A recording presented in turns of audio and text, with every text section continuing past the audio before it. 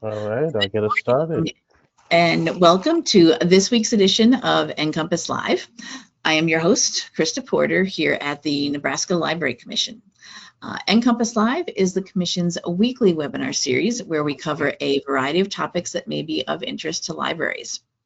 We broadcast the show live every Wednesday morning at 10 a.m. Central Time, but if you're unable to join us on Wednesdays, that's fine. We do record the show as we are doing today, and you can watch it later at your convenience in our show archives.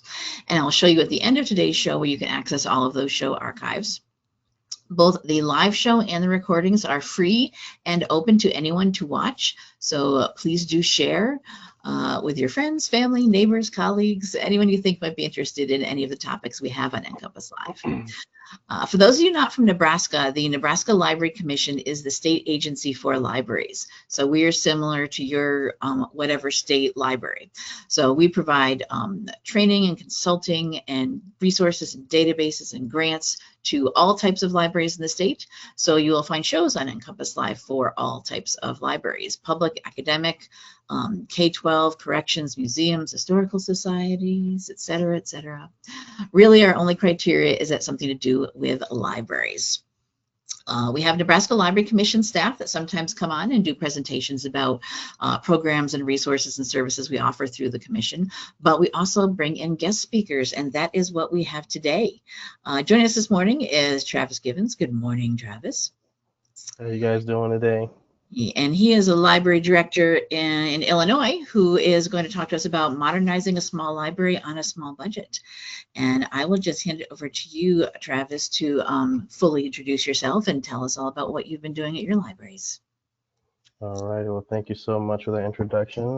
Thanks for having me. I'm happy to be here today. And I want to talk to you guys about modernizing a small library on a small budget, which is something a lot of us can definitely relate to. And we're going to just jump right into it here. I currently serve as the director for the Tolono Public Library District, as well as the Willow Branch Township Library, both here in Illinois, both in central Illinois. Tolono is in Champaign County, probably like 20 minutes south of the U of I, if you guys are aware of the I school there. And the Willow Branch Township Library is over here in Pike County. So the study that we're going to be going over today comes directly from year one of the Tolono Public Library District. So first, I kind of want to go over what this case study is and what it isn't. This is a practical first-year modernization case study. It's focused on operational systems, internal cultural alignment, strategic community positioning, all within a limited operating budget. This is not a capital campaign story. We did not build a new facility. We did not significantly increase staffing. And this isn't a claim that everything is finished. What I'm sharing is what disciplined, system-based leadership looked like in year one at the Tolono Public Library District.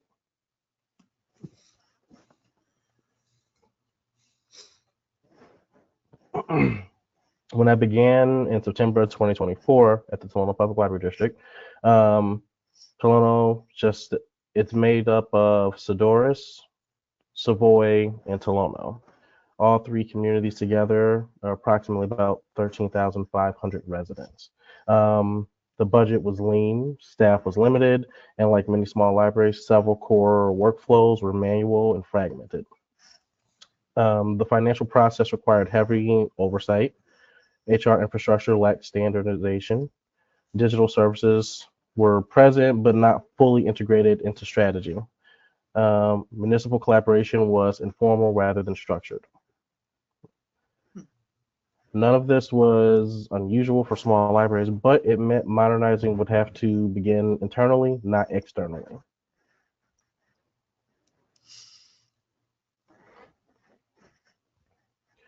Modernization wasn't about adding programs. For me, it was about strengthening three areas: systems, cultures, and community. Every decision in year one falls into one of those three categories.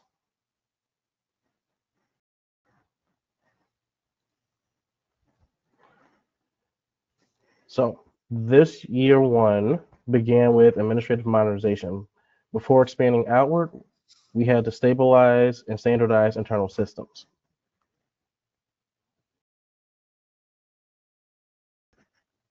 When I arrived at Tolono, payroll was partially digital, but still highly manual. Staff used paper timesheets, which I received before sending to the treasurer, who calculated payroll in an Excel sheet and then forwarded to an external vendor. That created multiple handoffs and inefficiencies. After evaluating vendors and sitting through a bunch of demos, I transitioned us to Paylocity as a fully integrated system for payroll, HR, time, and labor. I negotiated a slightly lower monthly rate as opposed to what the original offer was, and led the full implementation process. Obviously, first and foremost, payroll had to be up and running so people could still get paid, so people, come to work and stuff like that. And then I took my time integrating the rest of the HR and time and labor process for us. This streamlined the entire process, reduced manual steps, improved accuracy. We also clarified staff roles, introduced regular operational check-ins, and just strengthened our day-to-day coordination overall.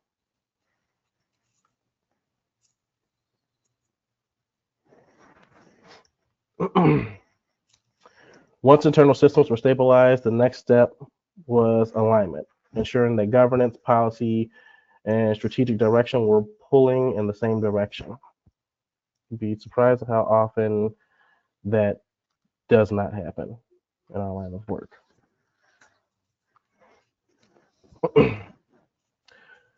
One of the first governance steps was developing a formal strategic plan.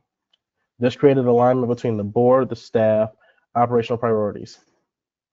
It also helped translate internal modernization work into long-term community outcomes. The strategic plan also opened the door for deeper collaboration with local leadership.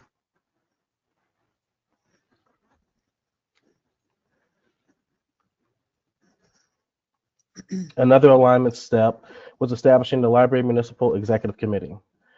This created a formal space for the community between the library and local municipal leadership. Instead of occasional conversations, we now have structured dialogue around community priorities, planning, and collaboration. For small libraries especially, municipal relationships often exist informally. Formalizing that level of communication helps strengthen the library's role as a civic partner rather than just a service provider in our community.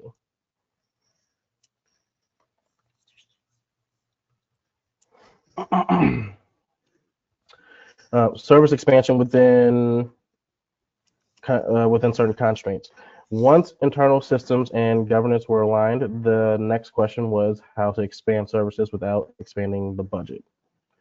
This section focuses on how to target digital services, strategic grant work, allowing us to increase what the library could offer to the community while still working within our limited public budget.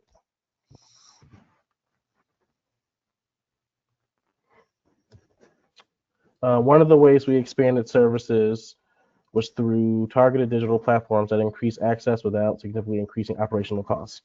For example, our reading programs were traditionally done entirely on paper. I suggested exploring Beanstack as a digital alternative, and one of our librarians took the lead on implementing and managing that platform. We also introduced Educate Station, which provides structured learning resources for students. We have a pretty big homeschool community in the Champaign County area, especially within our district. So offering those resources to our community was definitely something that was really much needed and very supported. The same librarian who led the Beanstack efforts brought this platform forward as an idea to support our growing homeschool community and has become a very valuable resource to the families. What's important here is the balance between direction and ownership. Leadership can set the strategic direction, but empowering staff to bring forward ideas, allowing services to grow in ways that respond directly to the community's needs are very important. You're not going to always have the foresight to be able to just think of everything. What we do is a collaborative effort. These digital services allowed us to expand what the library can offer for families, students, and readers without needing a larger operational budget.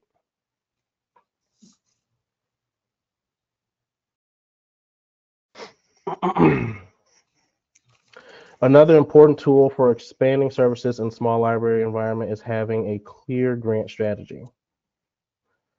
Rather than applying for every available grant, I focus on opportunities that align specifically with strategic priorities or operational needs. Since beginning my role, the library has secured over 40,000 in external funding. This includes accessibility grants through the American Library Association, as well as additional grants that support our operational capacity. For example, one grant helped the library obtain the HR Source membership, which strengthened our HR infrastructure and compliance support. For small libraries especially, strategic grant work can accelerate improvements that might otherwise take years to accomplish through operational budgets alone. Oh, we have a comment from someone about the grants there. They never thought of using a grant for that kind of thing, like a service for running the library like that.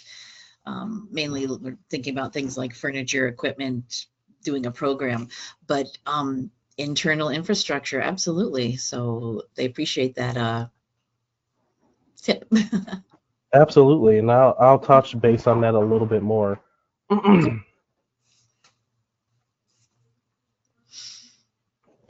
Once systems were modernized, governance was aligned, and services were expanded, the next stage was culture and momentum. For me, culture is about how staff begin to see their role in shaping the library. And momentum is what happens when small improvements begin to build on one another. When staff feel ownership and the organization is aligned strategically, you begin to see new ideas, stronger engagement, and programs that reflect the community more directly. The next examples highlight how the momentum began and show up through programming and community engagement.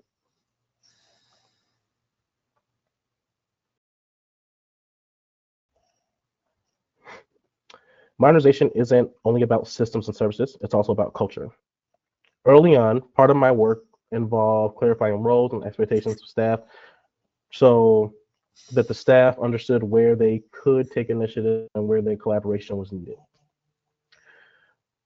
Once that was clarified, staff began bringing forward ideas and taking ownership of projects like the digital services that we discussed earlier on.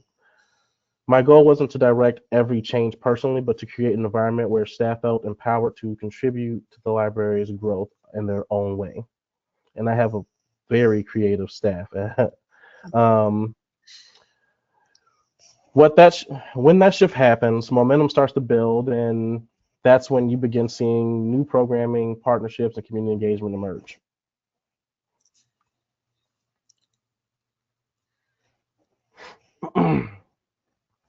Once the internal work was underway and the staff culture began shifting, the community started to see visible changes within the library. We created a video gaming lounge that provided space for teens and younger patrons and to just kind of engage the library. Actually, families come there together to sit and game. We'll have the parents sitting there playing with the kids, and that pretty much runs itself. We also launched new signature annual events like the Winter Book Ball and the New Year's Eve celebration, which brought families into the library and a community space across the street from the Tolono Public Library.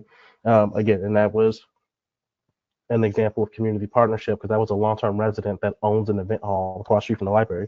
So when we had our Winter Book Ball, we used that space, and he donated for us to be able to use that space. We didn't have to pay much to actually utilize that space, and there was something to give back to the community.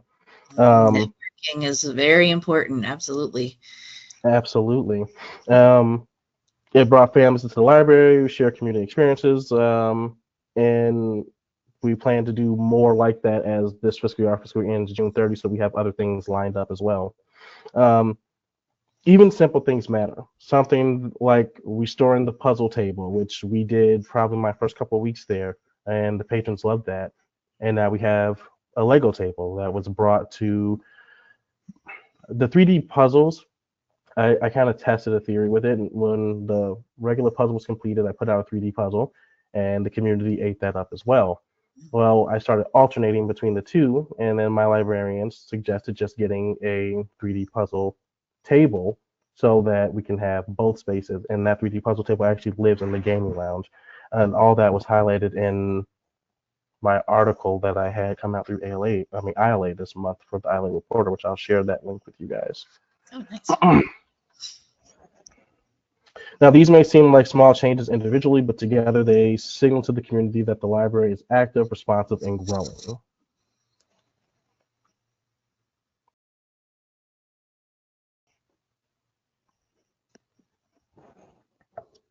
And I will remind everybody, if anyone else does have any questions or comments, use the question section. At the top of your interface on the right, there's it's like a chat box, has a question mark in it. Tap on that, click on that, and it'll pop open where you can type in your questions. You mentioned the article that you have, but also these slides will also be available afterwards with the show recording as well. So if you do want to refer back to them, don't worry about trying to scribble down everything that's in these slides. You'll have access to them later. Absolutely. And now I do want to point out that I did practice this presentation a little bit, and I either talk really fast or really slow. And it looks like we're going very fast because this is like slide 17 here. So I guess I'll take a minute to pause. And did anyone have any comments or questions so far before we move to the last part of this? Go ahead and type in the question section. And we'll see what we have here. Get this open on my side. I've got this open here.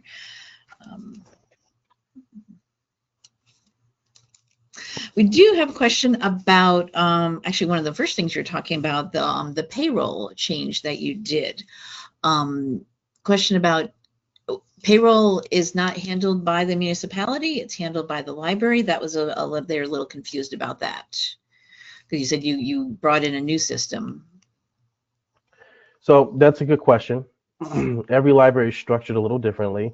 We're a district library, so a lot of things we do are like in-house. We can outsource, but no, payroll is completely done. It was always done by the library before I got there. And over the years, it just seemed like it kind of fluctuated. It was done, but it was between the treasurer and the director, sometimes just the treasurer, depending on whoever the treasurer was after the election cycle. Maybe they didn't want that responsibility, so then it went out to a vendor. So it just kind of fluctuated. I brought billing and payroll back in-house. I brought billing back in-house 3 months into working at the Tolono Public Library.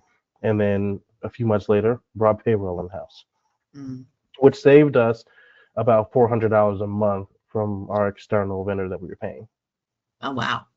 That's nice. That's definitely.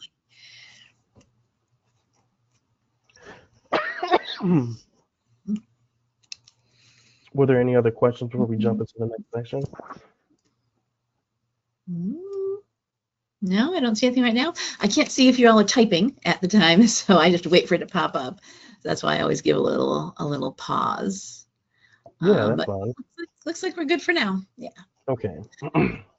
Well, before closing, it's important to acknowledge that the financial reality, most libraries operate within a very limited budget. Modernization often happens without large increases in funding. Instead, it relies on strategic prioritization, incremental improvements, and making systems work more effectively over time.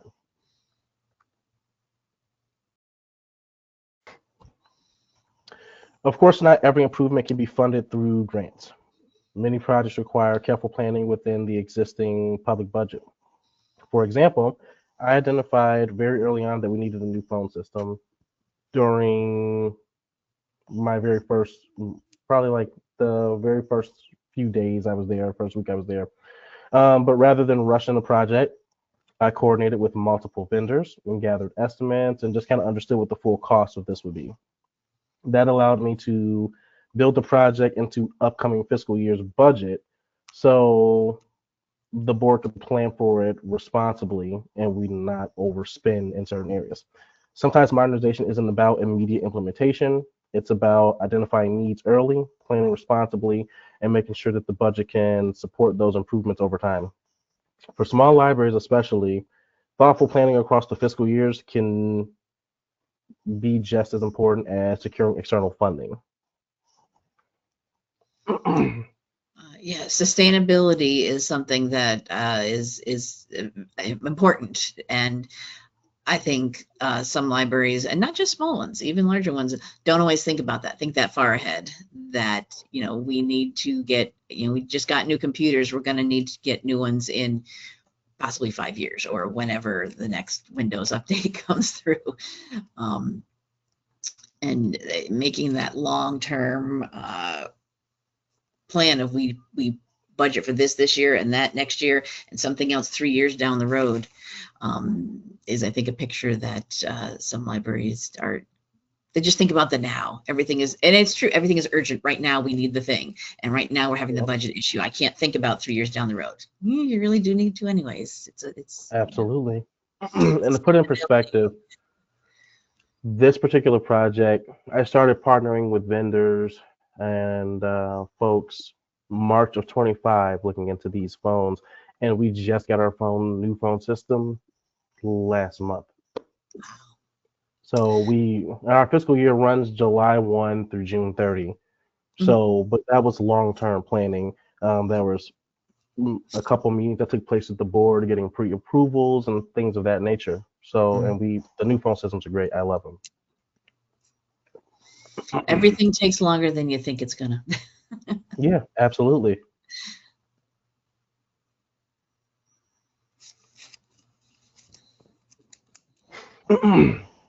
So looking back at the first year, the biggest improvements didn't come from any single program or grant. What actually moved the needle was strengthening the foundation of how the library operates. Stabilizing internal systems made daily operations more efficient and sustainable. Clarifying expectations and encouraging staff ownership helped create momentum internally. Targeted service expansions like digital platforms and community programming allowed the library to respond directly to the patrons' needs. And strengthening relationships with local partners positioned the library as an active civic institution. None of these changes were dramatic individually, but together they created a steady compound progress.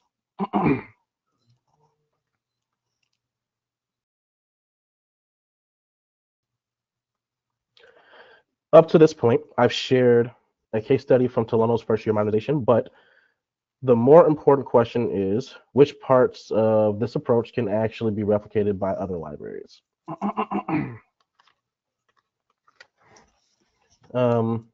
Every library operates in a different environment with different budgets, staff sizes, and community needs.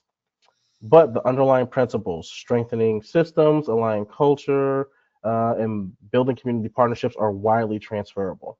And it's exactly what I'm doing here at the Willow Branch Township Library as well.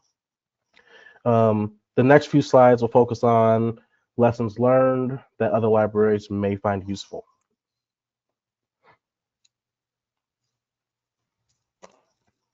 When small libraries, or any libraries for that matter, begin modernizing efforts, there are a few common pitfalls I've seen, and some I've had to consistently avoid myself. One is trying to launch new programs before stabilizing internal systems. If payroll, policies, workflows, governance aren't all aligned, new initiatives become difficult to sustain. Another mistake is pursuing grants simply because they're available. Like, again, grants are most effective when they, at least from my experience, grants are most effective when they align with a clear strategic goal or priority. It's also easy to try to change too many things at once. In a small library environment, incremental improvements often produce more sustainable results. And finally, modernizing shouldn't be viewed as a one-time project. It's an ongoing process of strengthening systems, culture, and community alignment. It's a constant conversation, and there's constant collaboration. Absolutely.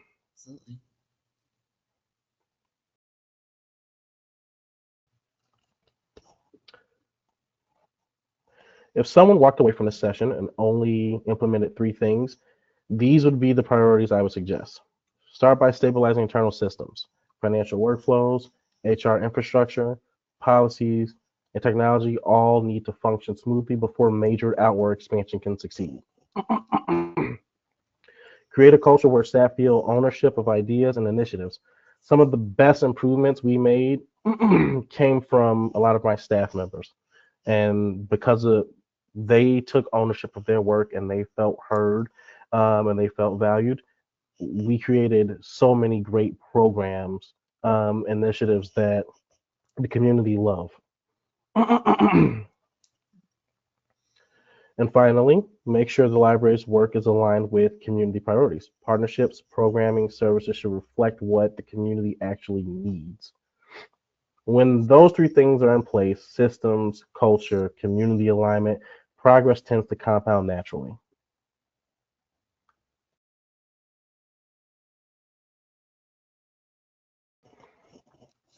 Small libraries often feel pressure to do more with limited resources. What this case study shows is that meaningful progress doesn't require dramatic changes or major new funding.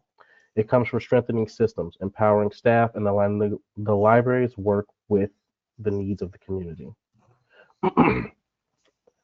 When those pieces come together, improvement becomes cumulative. And over time, even small libraries can create significant and long-lasting impact.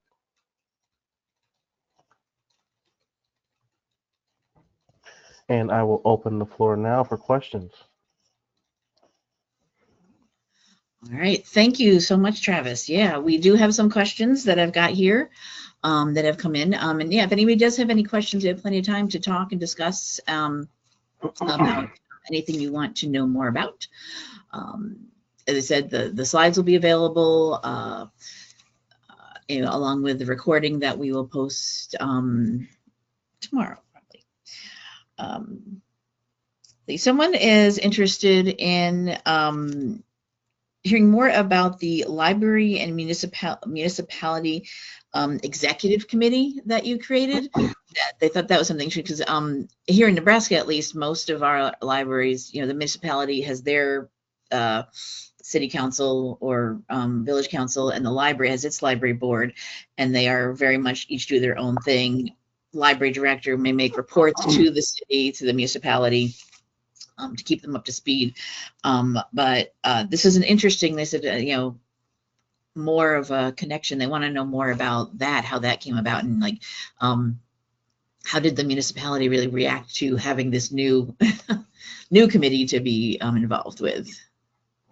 So this was a long-term idea that I had long before I came to Tolono, because I did serve as a library trustee many years prior to becoming a library director.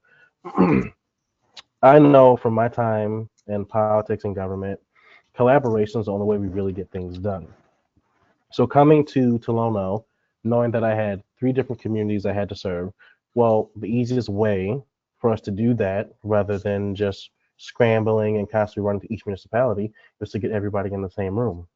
So I reached out to all 3 mayors and an invitation to join this committee, which would include myself, my community engagement librarian, the 3 mayors or any representative from their board, and we just started incorporating at least 2 of our board members showing up so that they can try to build a relationship with the other government officials. And during that process, I can tell you the very first meeting was actually it was an introduction meeting, but it was very impactful right out the gate. So I received an accessibility grant through ALA, the Transforming Libraries grant. And being in a small and rural area, you run into some hurdles. So that grant was written, the grant proposal was written based off of getting automatic door openers in the front of our building because we didn't have any. Well, I kept running into a brick wall trying to find vendors who actually installed them in the community. Everyone I talked to only did garage doors, not man-made doors, so for people to just walk through. So during that first meeting, all the mayors are there, and I pointed out to them like, hey, I'm kind of stuck on who to contact for this as we wrap up the meeting. And one of the mayors, the mayor of Tolono actually, suggested reaching out to the U of I's physical plant. He's like, that college does great work with accessibility. And I reached out to them, and they actually had a guy, because it's a really big school, they had a guy very specifically who dealt with automatic door openers. And so they transferred me to him, and he put me in contact with the vendor that they use, who's an hour north of us, and the ball got rolling on this project. That's an example of the collaboration efforts that this kind of brings to the table. Another thing that we did, we coordinated our winter festivities. When the winter book ball was going on, there were a lot of other things happening in the community. We had a paint class that day. We went to Santa and Sadorus. I mean, it was a lot of happenings during that month of December this past 2025. The goal of this collaboration effort is so that, well, one, we could coordinate events better because municipalities try to put things on too. We can coordinate our events better and we can find out what's really going on in the communities because people may not have the same concerns for their library as they do their municipality. But where can we step up and try to help? That was my thought process behind this initiative, and it's done wonders so far. And we built a stronger bond, and everyone gets along really well. It all started with an email, though. It's just a simple conversation and inviting people. I explained the purpose of the group and what we kind of do.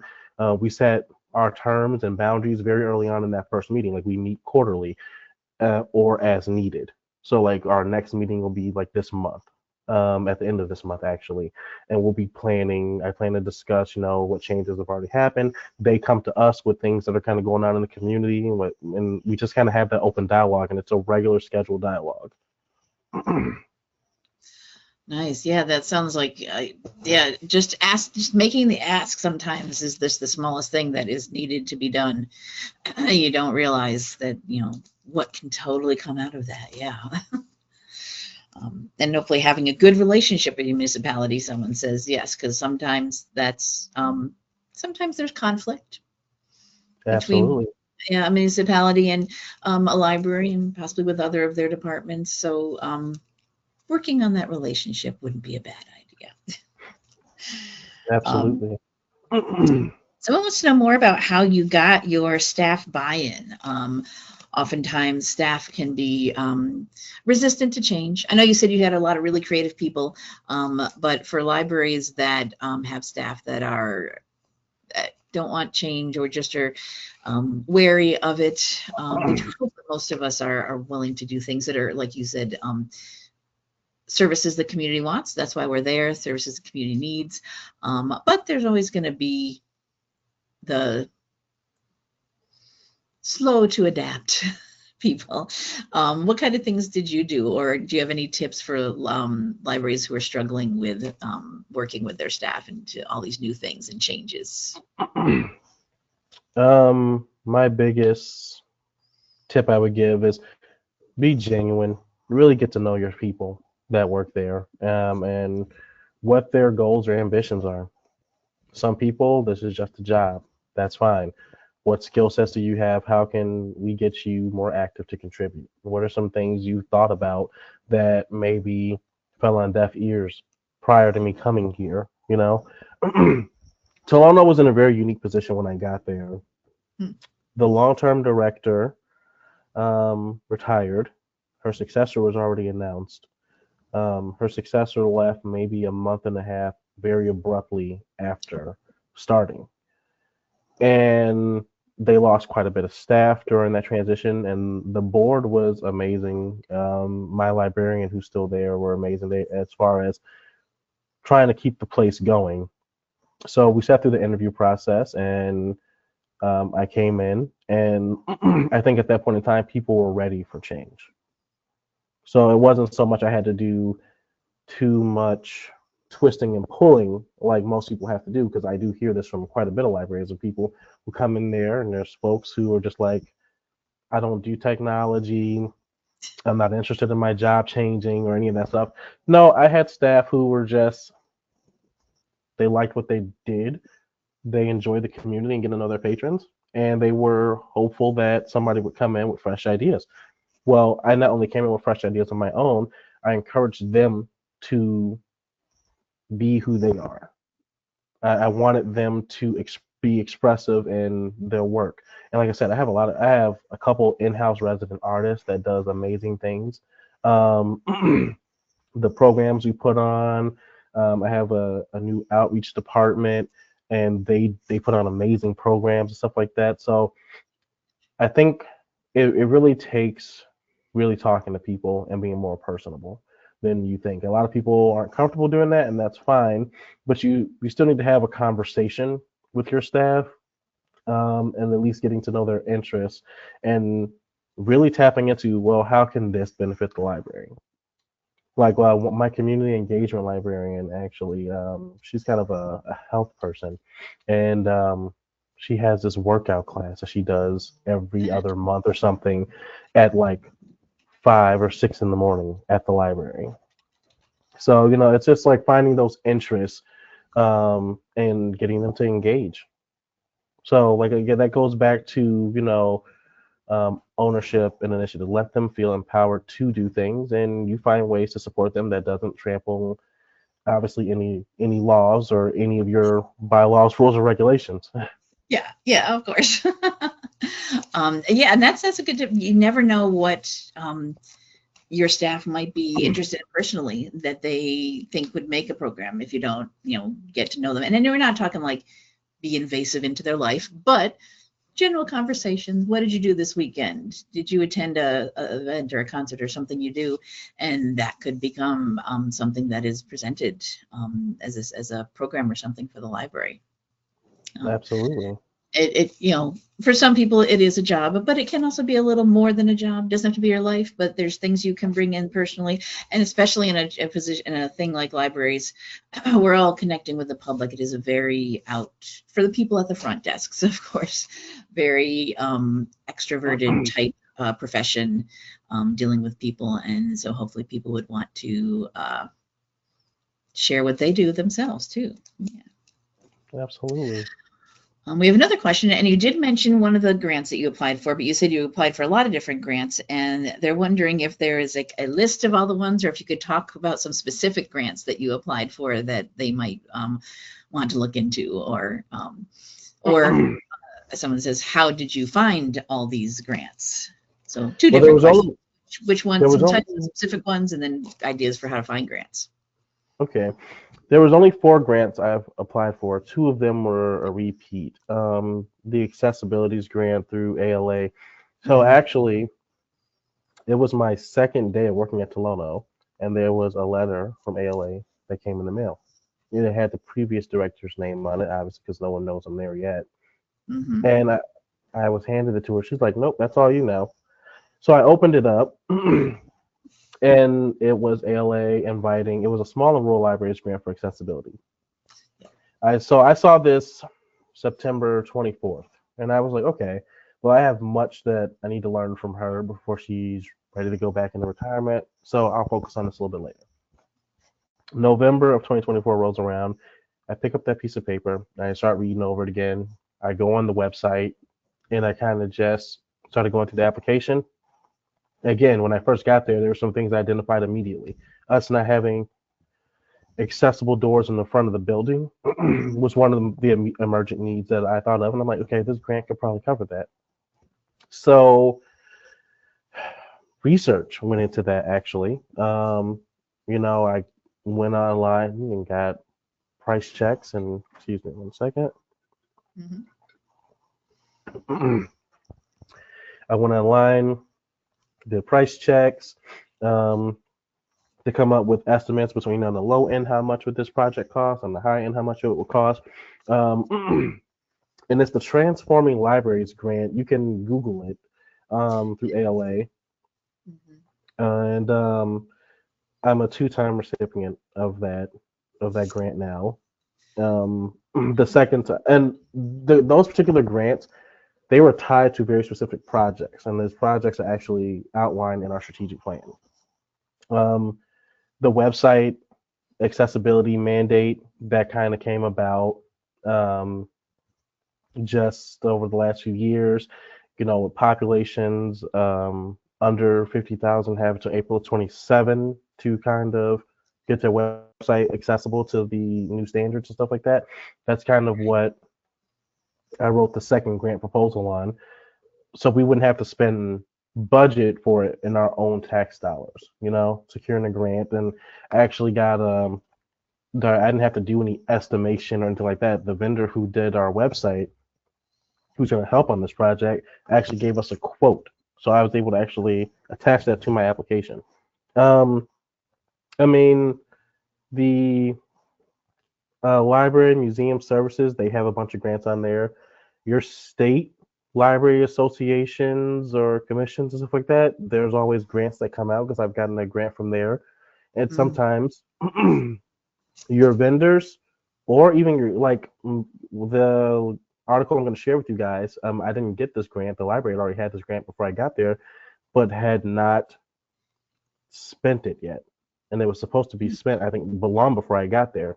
And the only reason I found out about it was because someone from that company reached out to me to find out. Well, they reached out to the director at the time. They didn't know it was a new director to find out. Hey, we're just curious about what you spent that grant money on, and it was Ameren. Sometimes your utility companies try to give back to the communities as well. mm, So you can check like American Water here. Um, every few months we get, grant emails and stuff like that. I mean, you got to read over the criteria to see if it's something that actually you really do qualify for and how you can build in. But though there are grants everywhere, but outside the box where you wouldn't think to look, mhm. your utility partners, your vendors, sometimes like HR Source is who I got the HR Source grant through actually, that's paid for our membership for a whole new fiscal year. Um, yeah, and then like our state and federal associations and stuff like that.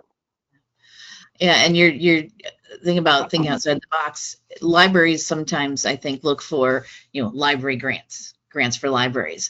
But Yep. if you are a public library, you need to also be looking for municipality grants or grants to a state, if it like one of the if the eligibility is state government, or city or state government departments. That's you. If you're a you're a municipality library or a city or village library, it doesn't say the word library in it, but you are a city agency, a city department, you're eligible for those kind of grants. So look at things that don't specifically scream library, but maybe for things that you want to do. Um, and there's lots of local, I maintain here in Nebraska. You mentioned your state library association or state agency. I maintain a page of grants. Actually, one of my jobs of just keeping an eye on what's out there and putting it out so our libraries know they exist. And there's lots of private foundations too that you wouldn't think about that are just saying to support the community in our area, or to support any community initiatives. And a lot of times it's things for construction or renovations. Here in the Midwest too, we've got railroads uh, that do grants. Union, I'm trying to think of the ones that we have. BNSF has grants. Burlington, and they're just for charitable organizations and divisions of local government. That's you. That's a library. Absolutely. Yeah. Something else I did and I wrote into our strategic plan was getting a friends group. Having a friends group or foundation. Um, there's a lot of funding that exists for 501c3s, very specifically. Exactly. And so I budgeted for this fiscal year into developing a friends group that would have their 501c3 status. And Mm. they received their first grant actually because they were up and officially running on paper by December 17th. They just received their first grant last month to fund their fundraising project actually, which is the community garden that we're putting in Nice. the backyard of our library at Tolono. Mhm. Yeah, that's important. Yeah, you'll see a lot of grants that are for 501c3, nonprofits, and libraries are not that, but your friends group would be, or your foundation would be. Absolutely. All right, thank you so much for the tips. They're going to start looking into those grants. Absolutely. Nice. And if you guys ever need any help, feel free to contact me. I left my LinkedIn page here, and you can punch in my library, and my email address will come up. Absolutely.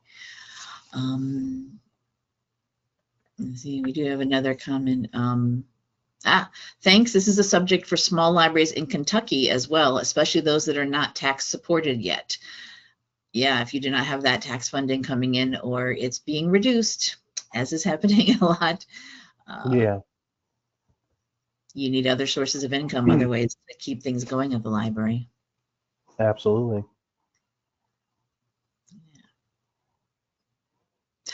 All right, those are all the questions I saw so far. Does anybody have any other questions they want to ask, or any tips you want to give about how you've done some of these things at your library, modernizing, new programming, getting your staff involved, anything? You can type into that questions section of your GoToWebinar interface. It's a little box with a question mark on it at the top of the new interface we have here.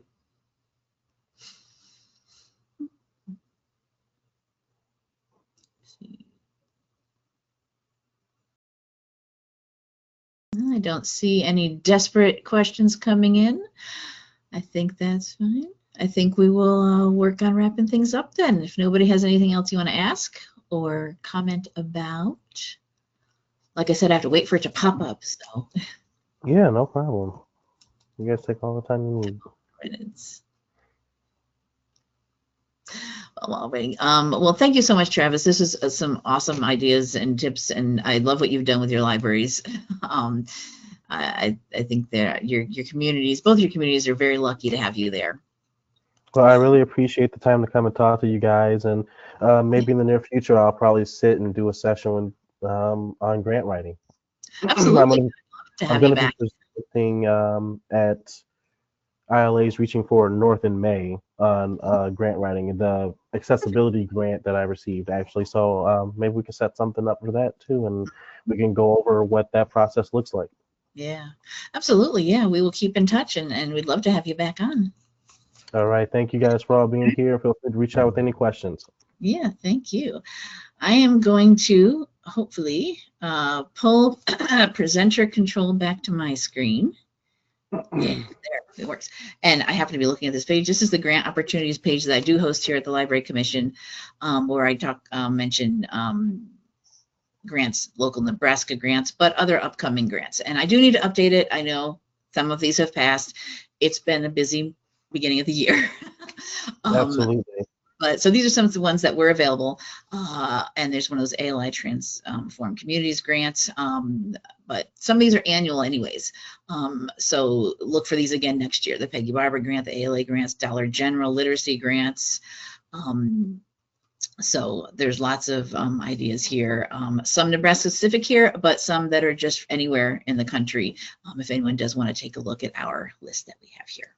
But check out your state library and your state library association as well to see what they have available out there. So that will wrap it up for today's show. Thank you everybody for being here. Thank you so much, Travis, for sharing what you're doing at your libraries. Absolutely. Thanks for having me. Yeah, if you use whatever is your search engine of choice and type in NCompass Live, the name of our show, you will find our main show page here, which has our upcoming shows and our archive shows. There's a link right here that goes to our show archives. Today's show is being recorded right now, and it will be available here by the end of the day tomorrow. The most recent shows go at the top of the page here. There will be a link to the show recording on the Library Commission's YouTube channel and a link to Travis's slides. You can send them to me whenever you get a chance. Everyone who attended today's show and registered for today's show will get an email from me letting you know when the recording's available and ready to watch. We also push it out onto our, here locally in Nebraska, our mailing list for our local libraries. And we do have a Facebook page for the show. Whoop, there we go. Where we post reminders. Here's a reminder to log in today's show, meet this week's presenter, and then when a recording is available, there's the one we were off last week, I do post on here when it's available as well. So if you'd like to use Facebook, give us a like. We use the hashtag NCompLive, a little abbreviation of our show name. Elsewhere, the Library Commission has an Instagram account. I push things out on my own LinkedIn account. So you can find all sorts of places what's going on the show. We do have a search feature here on our show archives. If you want to see if we've done a previous show on a topic that you might be interested in, you can search the full show archives or just most recent 12 months if you just want something very recent. And that is because this is, and I don't know if you can see the scroll bar here, this is our full show archives going back to when NCompass Live first premiered. I'm not going to scroll all the way down because it is a giant list. This is just the way we've been able to keep it going for now. The show premiered in January 2009. So 2026 is the 18th year of the show. That's just stunning. And we have our full show archives here. So do pay, and as long as we have a place to host them, we will always have them up here. Everything is on the Library Commission's YouTube channel. So as long as we have somewhere that can have them, we'll always have them out there. This is something libraries do. We keep things for historical purposes often. And so that's what we'll do with our show archives. Sometimes people do like to look and see what was going on 10, 15 years ago in the library world. But do pay attention to the original broadcast date of any show. If you do watch an old show recording, they all have a date of when they first went out or first done. Some of the shows will be fine to watch, stand the test of time, be good, useful information, but some things will become old and outdated, of course. Resources may change drastically, might not exist anymore. People will work at different libraries than when they presented for us. Links might be broken. It's a lot to keep up with, but so just pay attention to that if you do watch any of our show recordings. All right. So that wraps up for today's show. Next week, it is the last Wednesday of the month. So that means it is Pretty Sweet Tech Day. Every last Wednesday of the month, our technology innovation librarian, Amanda Sweet, comes on and talks about something techie related.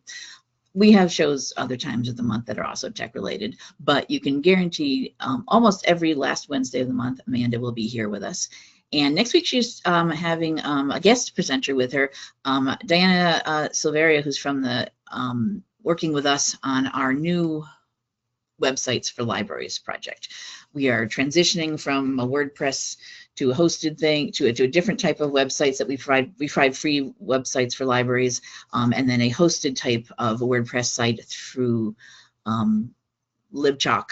And we have a new self-paced WordPress course to help you learn how to use WordPress. And Amanda and Diana are going to talk about that next week. So if you're interested in that, please do sign up for next week's Pretty Sweet Tech. And any of our upcoming shows we have. I got some of my April dates already on here, and I've got some more that I'll be filling in there. So keep an eye on our schedule and do sign up and join us at any future episodes of NCompass Live. So thank you, everybody. Thank you, Travis. We will hopefully see you back here again sometime too. Absolutely. You guys have a great day. Yeah, everyone have a good day. Bye-bye. Thank you.